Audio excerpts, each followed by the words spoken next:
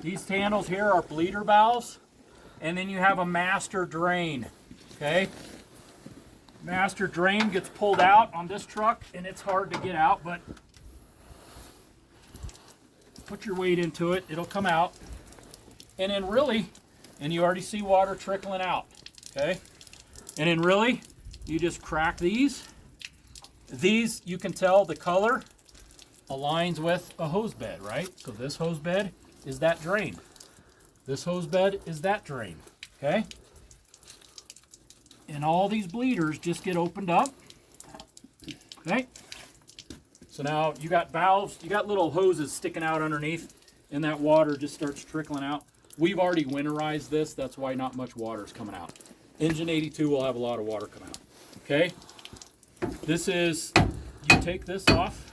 Now I'm going to caution you, don't fall for the trick when somebody tells you to stand right here and take this off, because as soon as this comes off, the water's going to flood out, okay? Now we've already done it, so it's not going to, there's not much in this already, but some. But when you winterize this for the first time, that will soak you. It will shoot out 3 feet and you'll be drenched, so don't stand in front of it, okay? So what you're doing here is you're also letting air into the system, which then starts just letting that drain. And you're basically going to just leave those open for a little while until you see it just trickling. A little bit of water in there is fine. What we're trying to do is just get the bulk of the water out of there, introduce air into those valves so that as whatever water's left in there, as it expands, it has room to expand without busting a valve or a pump, right? So that's it on this truck. Are you pulling the hose and draining the hose, or? Well, your hoses should already be drained. The only other one we can do is you can pull out your hose reel and open the bib on the hose reel and let it drain out. With all these open, you'll get a siphon effect of that hose draining out. Okay, so we'll here in just a little bit we'll pull this. We'll get this. There's 2 on this truck, so we can pull this out. And once we get it all out, we can open it and let the water and air drain into that, so that doesn't freeze as well. Make sure to open the discharge.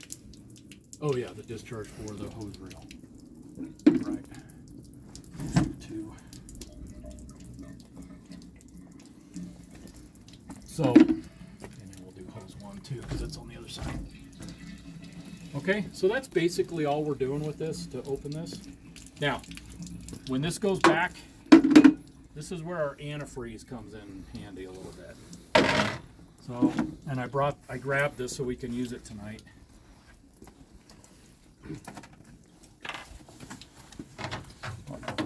Some people rub it in here, but I just put a little bit in there like that, and then just kind of run it around so it coats. We want to coat the threads and the gasket, okay? So just let it coat the threads and the gasket, so when we put this back on, this is not going to freeze in place, and we want to be able to get this off when we need it, right? If we got to hook up to something. So put a little antifreeze on the threads and the gasket, give it a little tap, and now during an emergency event we can get that off, okay? A little antifreeze, that's it. Everything else, so now we're seeing things drain, so we'll just come back in, close the valves, close our main drain. And the reason why we close them is so that now if we go out on a call, we have a structure fire, we can pull up and run this pump. No changes to how we run the pump on this truck and open valves. As we open valves, they'll fill up with water and they'll pump like normal. Nothing to do any differently on a call. Okay. So you don't want to leave those halfway cracked, so you don't have to remember to close them before you. Right. You want to close them so you'll know they're open as soon as you run that pump, because all the water is going to start flooding out the bottom of the truck. Okay. But a lot of times what we'll do, like what we did the other day, it got real cold, we got back from a call, we just cracked them and then we left them open for an hour, and Colin came back over and closed them like an hour later once everything was done dripping. Okay? Did the order matter? So do you always open the master drain and then No, mount the it? order really doesn't matter. Just open them all. Eventually they'll start draining. Okay. So that's this truck. Let's walk.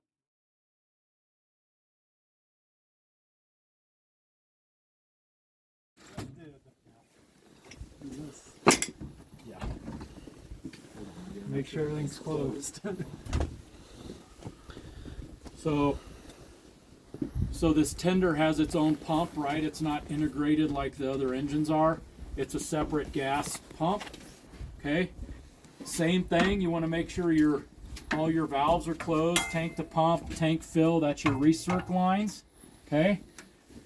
This is your pump, and you just follow the water path. It's going through the pump, and it's coming out here. So right here is your main drain to just get water out of this. So this is probably going to have water in it. So we got a spanner wrench in the back. Can you grab a spanner wrench off the back? Oh, it came out, guys. Okay, you're good. You're good. Do you want to close it back up? I have to get it up above, too. No water against that. No water against that. Probably.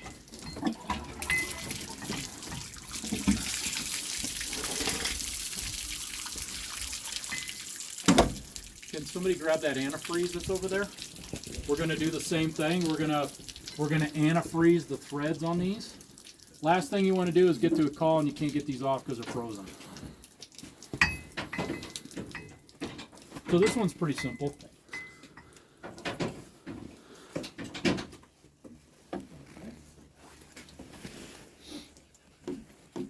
So you can kind of gauge, you kind of see how much water's in there, right?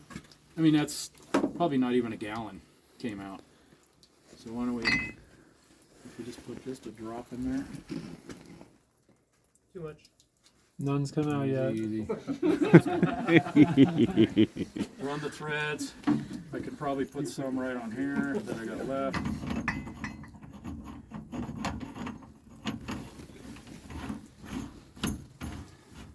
Okay, going in. Close your top valve again. There, you're ready to go. This I'd consider this winterized and ready to go. Okay? Got it. Cool. Let's look at this brush.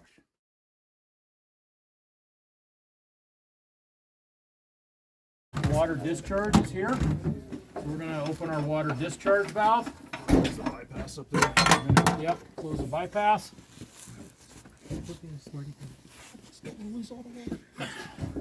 This bypass on this truck, that's part of your recirculation for this pump, right? So we've got handwritten, open, and closed. So get that in the closed position. Follow out your any other lines. Foam discharge can be closed. Hydrant fill can stay closed. We got that one closed. Yeah, we can pull these out. You want to wait till it's turned around? Yeah, I'll just get some air into it.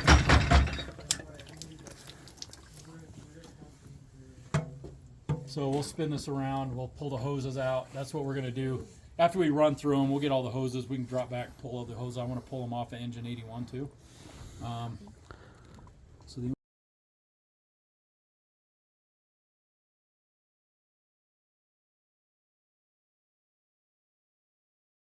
So generally chains are going on when it's really bad. You can't drive fast with chains. I mean, you asked how fast we can go with chains on 10-ish. You'll know when it's too fast and you slow down. I mean, if you're bouncing down the road, Nick and I just drove them down, chained up, to fuel up, with a couple inches of snow on the ground. 20, 25 is our max speed, but there was enough on there we could do it. But in general, so you can see the chain. This is a chain off of engine 81. So they're real chains. They're not the cables that you put on. A lot of the modern cars can't actually take real chains on the front ends. So these are. Why is that? Because you'll tear up your brake lines and then you have no brakes. Or you'll tear up electronics and you lose four-wheel drive. Yes. Right. You lose your ABS sensor and you lose four-wheel drive. In a lot of modern trucks. So, so we run real chains on the brushes and the engines. There are two different styles. So the engines look like this. They have what's called cams. for tightening. We don't run any sort of elastic on the outside of these. We can put these on, tighten them up, and they are tight as can be. The brushes, we actually have, I think some of them actually don't even have cams at all. They just hook on, and then we put elastic, they're rubber spider straps, basically pulling everything in to keep it tight. Again, you have a chain let loose, which can happen if you're driving too fast or they just wear out. You take out a brake line, you're done. So keeping everything tight, locked in is really important. You can't probably see it from here, but so this is how you would lay a chain out to install. Cams go on the outside where you can use a key that lives on every apparatus. So this hangs on the dash of engine 81. Engine 82, I think it lives in the center console, if I remember correctly. Brush, or the tender, where do you keep your key? I have a big flathead screwdriver. There should be a key in there in one of the pockets. Not certain where it's at. For locking the cams. So this is how you can tighten the cams. So they're on the outside. Here's your cam. When the chains are put on the truck, this is the loose position. The key is inserted into the hole and twisted. You see it go into a, see, you just shorten the gap with the cam between those two links. That's all you're doing. And that's how you tighten it. You tighten all of them, 3, 4 on each. Yep. And so the key is to spin it. Once these on there, you will need the key to spin that. Yeah, so when you put these on and you lock it down, you shouldn't be able to move the chain at all. You'll roll the truck back and forth. They'll be very loose. You basically have to redo everything, tighten it. So what you're doing is, one end of this has a hook on the inside. The outside has a cam. So you hook it in to what Sam is holding up there. You try to keep it even front to back as much as possible. But when it loosens up, you have to undo your cams and basically go another link or two to put it back up. And typically it's not going to be, you're not going to go right to the end one. Generally you're going to be like on 3, maybe even 4 with that hook. So I know it looks like it's going to go here, but generally you're going to end up being a few links in on both sides. And if you're on one, what that means is you're going to have to roll back and forth, and then you can get to 3 after it loosens up. Which is why a lot of times we chain up before the storm comes, so we can do all of that, and it saves us a good 20 minutes at least installing the chains if a call were to come in. It's a lot easier to take these off than they is to put it on. It requires setting this up basically just like this in front of the tire or behind the tire, usually in front. You drive halfway on, and then you can throw it on top of the chain, on top of the tire, which is what we're going to do out there, and actually install it. Big thing is these have teeth like this, where this is bent around the chain. This is down, not touching the tire. So this, where this has the gap here, is touching the ground. So you don't want anything puncturing your tire. That's really what it comes down to. You don't want anything poking into your tire. Blow a tire, you're in the same kind of situation again. You're stuck. So that's the main pieces of the chain, is laying it, making sure you install it cams out, teeth down, and you get both sides even and tight. And it's just a matter of practice. It sucks doing it by yourself. You can do it. It's a lot easier if you have 2 sets of hands. It's a lot easier if it's in a dry bay versus on a snowy road, but you can do it. So we will, if we have a storm coming in, we'll be watching the snow levels that are expected. You'll hear, I'll get on Slack, or I have text with the people up by Station 81. I'll call Brock, remind Nicole and Chris that live over here that we'll go ahead and chain up trucks before the storm gets there. That's the best time to do it. Better to be prepared.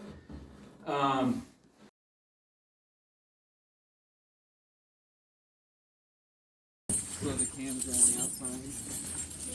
No, you guys need to spin. This side is. No, see, these are the cams. They all need to be on the Oh, outside. you mean like this? Yeah, so you guys need to flip around. Okay, but the sharp pointy parts are facing down. So that's good. that looks good. Yep. Alright. All right, so where do you want to put it? You want to put it in front? Yep. So go ahead and lay it out in front of the tire, so that we can drive on. You're doing this tire, right? Inner or outer? Is it the front Outer. tire? You do the outer rear tire. You wouldn't have a way to. Outer rear tire. Got it. So that tire right there. Yep. You have to keep going.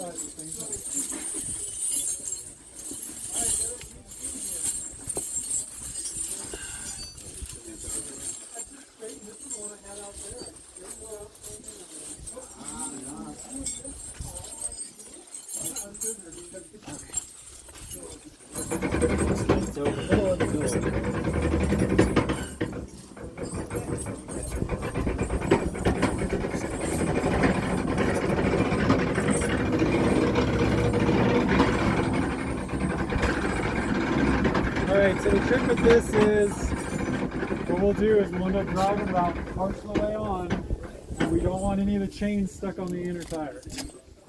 Because we need everything we can to be able to wrap it around.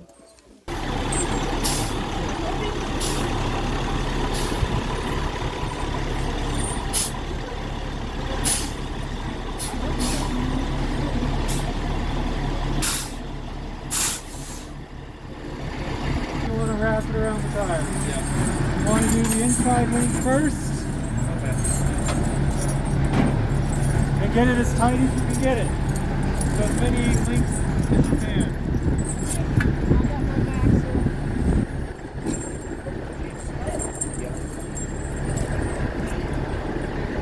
It's not going to be all the way to the end. It's going to be like 3 year in or something. So this feeds through, angles down, and then this locks it. So I'm going to tell you, if you have 3 or 4 extra links in the back and none in the front, you're not very even. Yeah, we give them a lot of slack. I think we need to. This is cool. Also 5 feet. Someone else want to do this?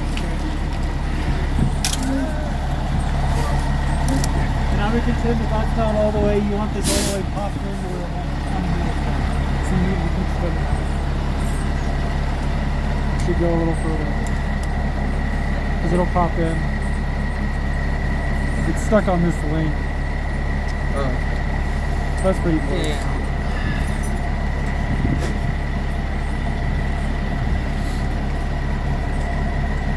So we got one there to do.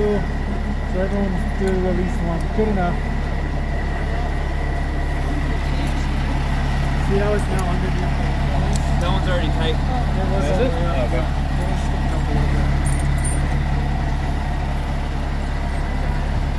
You skipping the one on the bottom?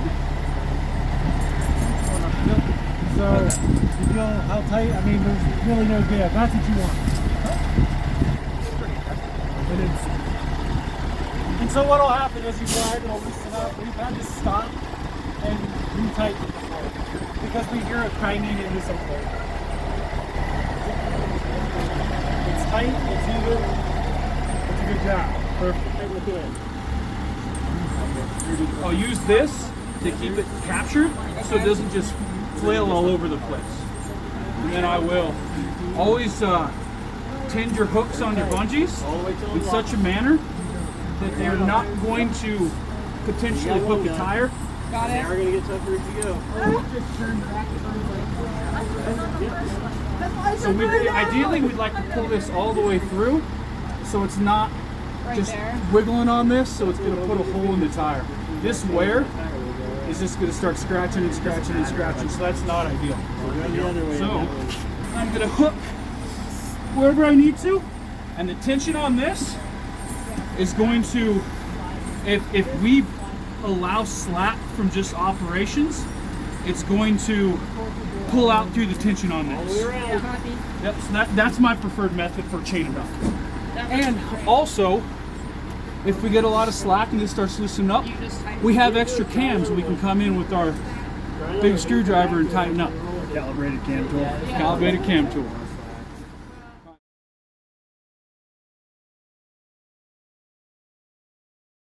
The key to doing an appropriate drape method is our layout. So we're always going to want to lay it out appropriately.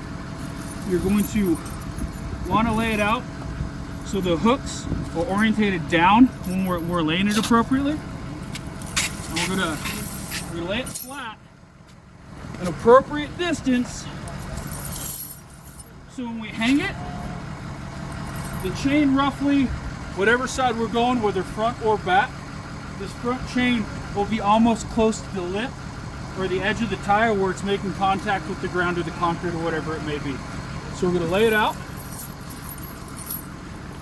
And when we're laying it out, we're looking for twists. Equidistant, and we're getting a lovely, lovely exhaust right in the face. So let's, hey, can you guys kill this truck? Yeah.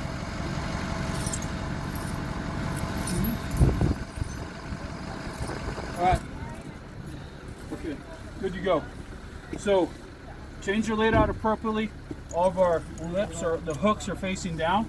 We have it in the appropriate location. It's gonna pick it up on the outside and flip it over. So It's gonna wind up.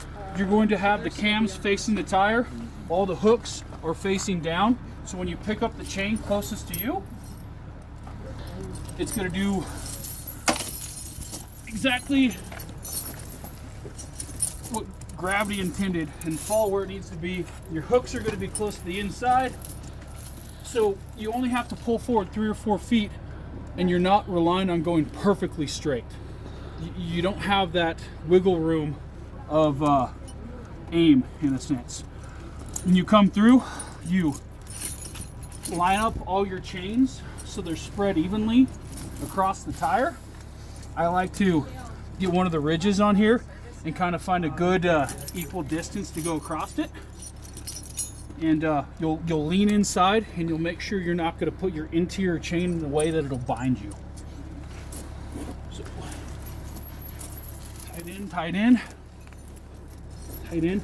All right, so now we'll get in and we will either pull it forward or backwards. I would pull it forward, just how this is. Yeah, if you want to pull it forward 4 feet, and then it's always good to have a spotter that'll tell you when to stop and make sure your vehicle's clear so you don't have any issues with.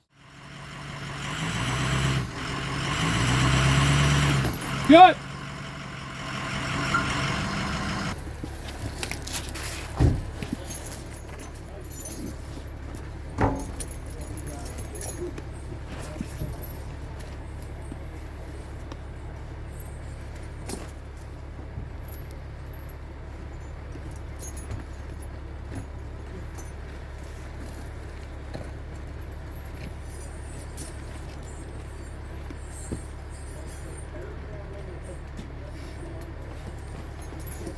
Tight.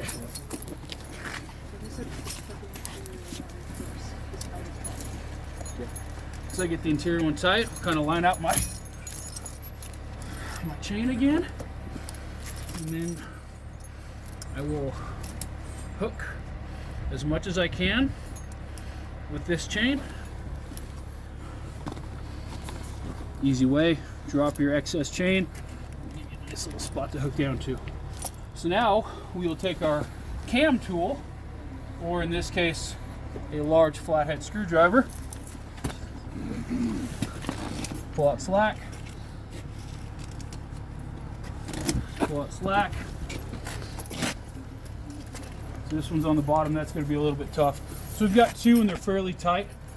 I would be okay at this point, since it's going to be quite difficult to get this one. Either you move it forward, or if you feel confident with the tightness you have, go ahead and bungee it. So we'll take bungees. So we've got a spider bungee here. Always make sure the hooks on your bungees are facing out. And just like if you're tightening lug nuts on a tire, opposing each other, star pattern.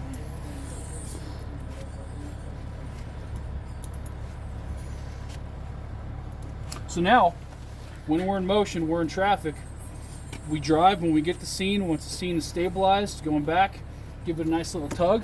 Know you have 1 more cam. You can tighten up if necessary to pull any additional slack that is worked out in transit.